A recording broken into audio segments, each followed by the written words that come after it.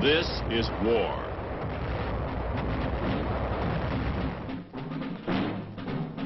War and its masses. War and its men.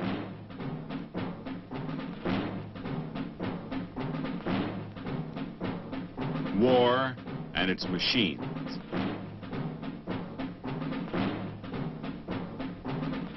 Together they form the big picture.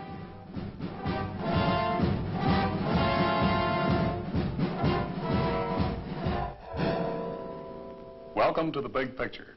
I'm Captain Carl Zimmerman. The Big Picture is a report to you from your Army. An Army committed by you, the people of the United States, to stop communist aggression wherever it may strike.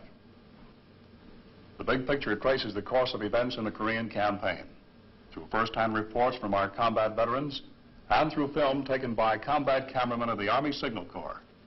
These are the men who daily record on film the big picture as it happens, where it happens. Today, our big picture brings into focus the Army's 7th Infantry Division. You'll see that division's advance to the Yalu River, our troops celebrating Thanksgiving Day along the Manchurian border, and the great evacuation at Hungnam. You'll hear a first-hand report from Sergeant Charles Dumas, combat correspondent of the 7th. And now, let's go back to November 1950.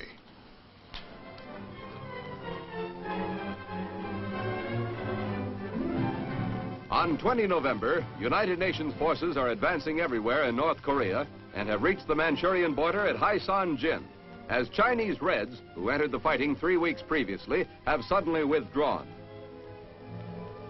On 24 November, General Douglas MacArthur launches a major assault in the western sector in a movement designed to end the war in Korea, barring full-scale intervention by the Chinese Communists.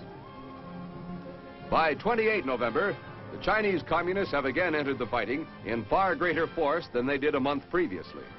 This halts the UN general assault and drives UN troops back, especially on the right flank of the western line, where South Korean resistance is crumbling. By 4 December, Chinese Communists have driven a wedge between the U.S. 8th Army in the west and the 10th Corps in the east, with the 8th Army retreating toward Pyongyang and part of the 10th Corps fighting its way out of a trap near the Changjin Reservoir. By 20 December, Chinese Communists and regrouped North Koreans have driven UN forces to the 38th parallel in the west.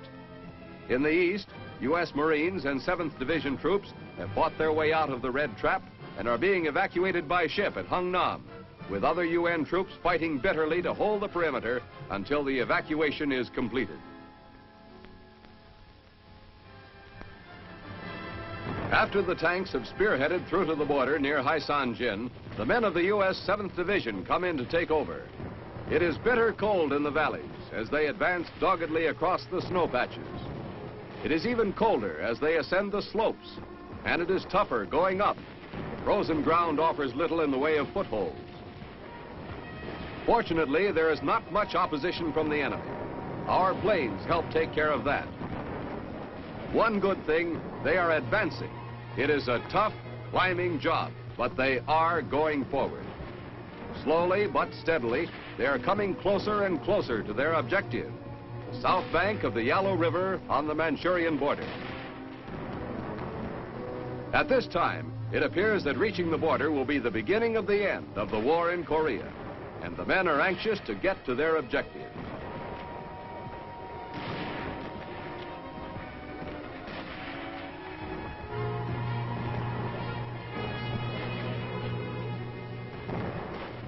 Finally, they see it stretching out in front of them, the Yalu River, frozen over completely, and the Korean town of Haisan-jin, nestling in the snow-patched valley. Giving dinner, turkey with all the trimmings, and served piping hot, is a pleasant interlude. It brings a touch of home to the icy wastes of Korea. The machine gun crews crouched in the outposts overlooking the vast, icy stretch of the Yalu River are not forgotten. The mess sergeant brings Thanksgiving to them, too. Hot chow that hits the right spot when it's so cold.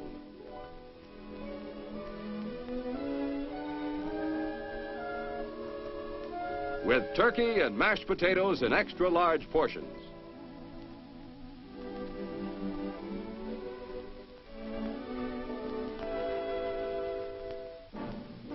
But Thanksgiving peace doesn't last long. The Chinese hordes attack suddenly, crossing the ice on the Yalu in ever-increasing numbers. Many of them surrender. At the Changjin Reservoir, the men of the 1st Marine Division and the 7th Infantry Division find themselves trapped by 10 communist divisions. That's when the withdrawal is ordered. Retreat? Hell, snapped one Marine commander.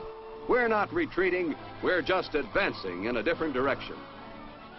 Orders are issued for all the troops to assemble at Hagaru. This time their objective is to break through and reach Hungnam on the coast 60 miles away. Even the heaviest of armor and tanks are to be taken back.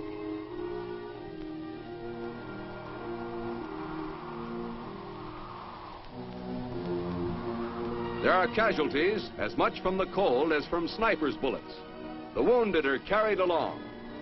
The dead are buried. But the assembly for the withdrawal continues unabated. Food and supplies are airdropped from C-47s and C-119s by the 21st Troop Carrier Squadron of the Combat Cargo Command.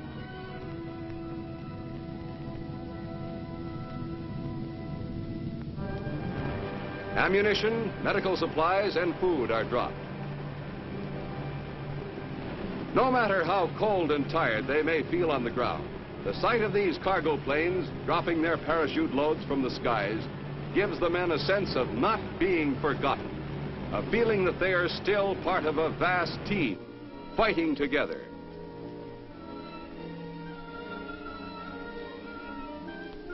Meanwhile, preparations for the long, hazardous move progress. All excess equipment is burned or destroyed. They make sure that nothing will be left that the enemy can make use of. Trucks, jeeps, everything and anything that is mobile that can move under its own power is saved. The enemy will find, when they take over, only ruined earth and charred remains.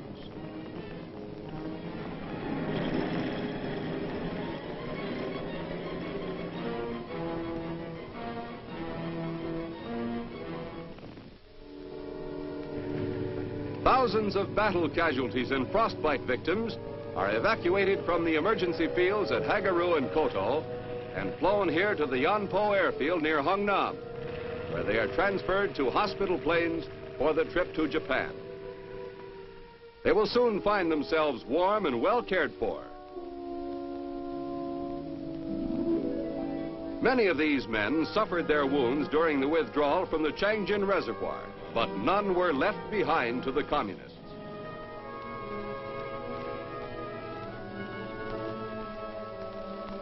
Those still fighting along the snow-covered passes of the North Korean mountains face a tough battle before they can reach the comparative safety of Hungnam.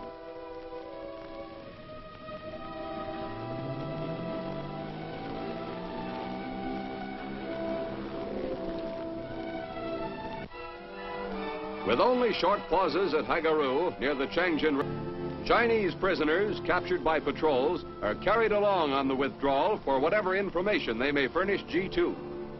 In contrast to the North Korean prisoners, these Chinese are much better equipped and more warmly clad. The Marines have a bitter march ahead. It's 44 miles to Hungnam. The road winds through some of the rugged Chinese in this operation. While the convoys are moving east, rear guard units are still fighting to hold back the Chinese hordes near Hagaru. Many vehicles break down and are abandoned. The engineers work constantly to make the road passable. Bridges dropped by air are built ahead of the column. These desperately tired men inch their way along until they reach the little settlement of Koto. They join 3,000 more Marines, but there is little rest here. The Chinese wave is still sweeping down from the north, and a few hours' rest may mean annihilation. Mile by heartbreaking mile, each hour is endless. The cold numbs the mind to everything but the next turn in the road. Then slowly these weary men realize there is less snow around them. They have reached the foot of the mountains. They are near the sea. 13 days after the march from Hagaru, the Marines meet the protection of the U.S. 3rd Division on the outskirts of Ham Hung.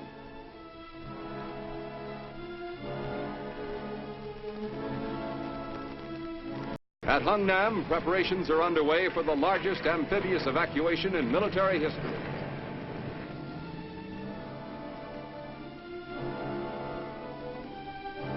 Everything of military value in the cities of Ham Hung and Hungnam is to be carried away or destroyed.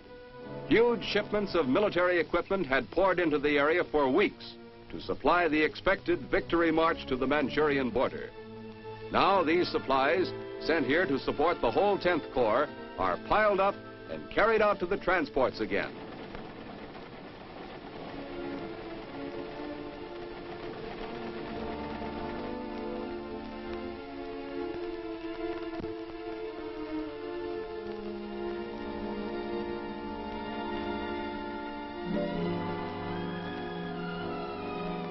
Headquarters equipment, rehabilitation supplies, everything goes as Korean civilians pitch in to help. Most of the Korean population is hoping there will be shipping space for them to go too.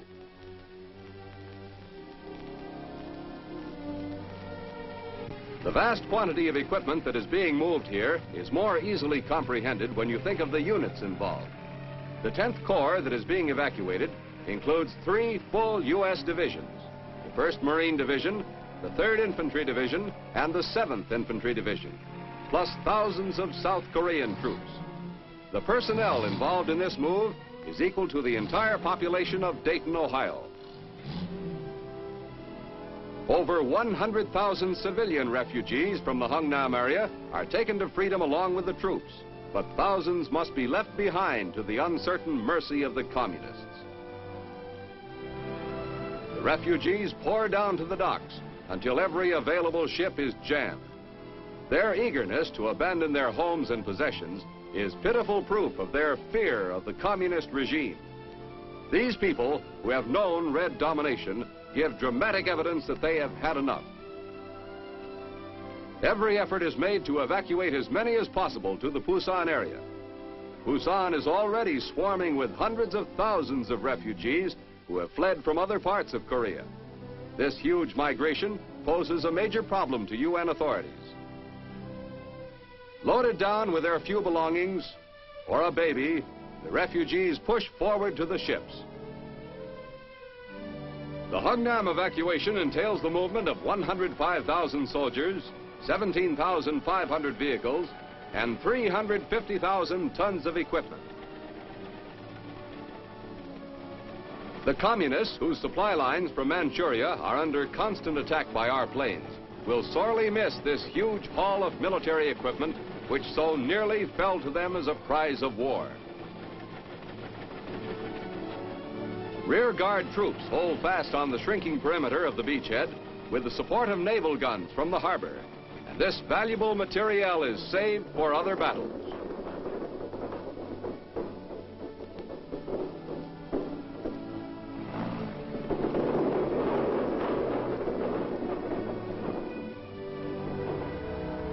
With the United States 3rd Division fighting the principal holding action, the rest of the 10th Corps is taken aboard the evacuation ships. The 3rd Division had been fighting to the south of the Marines in the original advance to the border. In spite of the apparent turmoil, the troop evacuation is calm and orderly.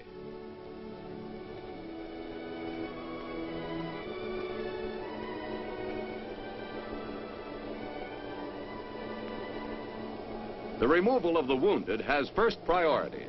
Although the more serious cases have been loaded on earlier ships or taken out by air, casualties keep coming in from the defense perimeter. In spite of the fact that our forces are greatly outnumbered, the cost in casualties is much lighter than for a comparable time during the summer defense of the Busan beachhead.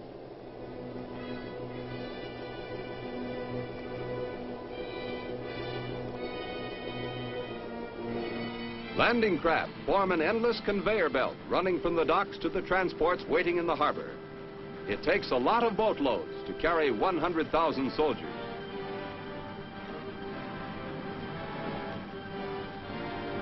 On hand to receive the 10th Corps troops is a large U.S. Navy amphibious fleet commanded by Rear Admiral Doyle.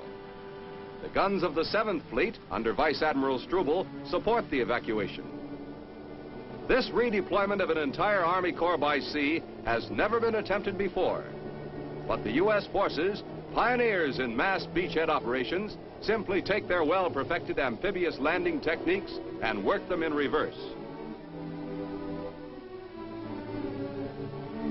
The evacuation begun on 12 December is well along by the 20th of the month.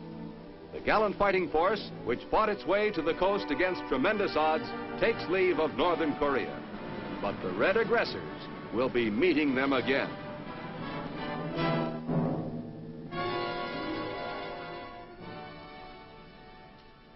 Those were the events that comprised the big picture between November 20th and December 20th, 1950. Our thanks to Sergeant Charles Dumas, combat correspondent of the Army 7th Division, for being with us. Next week, the big picture will bring into focus the destruction of the port of Hungnam, the evacuation of Seoul, an airstrike by our F-86 Sabre jets, and another report from one of our Korean veterans who saw, as it happened, a part of the big picture. This is Captain Carl Zimmerman saying, be with us then.